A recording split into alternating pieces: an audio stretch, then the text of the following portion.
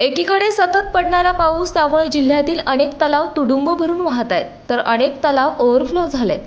तालुक्यातील अनेक पूल बंधारे पाण्याखाली गेले असून तर दुसरीकडे सततच्या पडणाऱ्या पावसामुळे कोयना धरणातून केला जाणारा विसर्ग यामुळे सांगलीच्या कृष्णा नदीच्या पाण्यामध्ये पातळीत झपाट्याने वाढ होतीये. सांगली शहरातील सखल भागांमध्ये पावसामुळे पाणीच पाणी झालंय, तर दुसरीकडे कृष्णाची पाणी पातळी वाढत असल्यामुळे सांगलीकर पुन्हा भयभीत झालेत. सांगलीमध्ये सुरू असणाऱ्या पावसामुळे पद्माळ करून सांगलीमध्ये आलेल्या नाल्याला पूर आल्यामुळे कर्नाळ रोड जगदंबा कॉलनीतील 5 घरांना पाण्याचा वेढा बसला.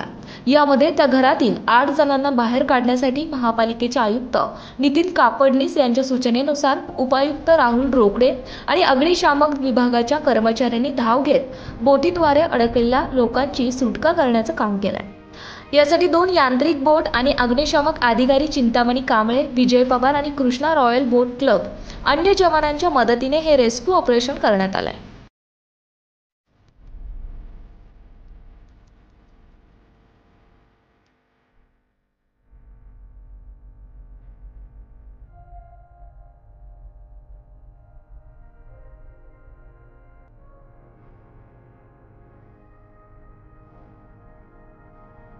उस स्थिति में 10 फैमिली लगते हुए थे। उनको हमने फायर ब्रिगेड की हमारी रेस्क्यू टीम ने और रॉयल कृष्णा बोट क्लब हमारे आपत्ति मित्र सब टीम ने मिलके उन लोगों को हमने सुरक्षित ठिकान पर पहुंचाया है।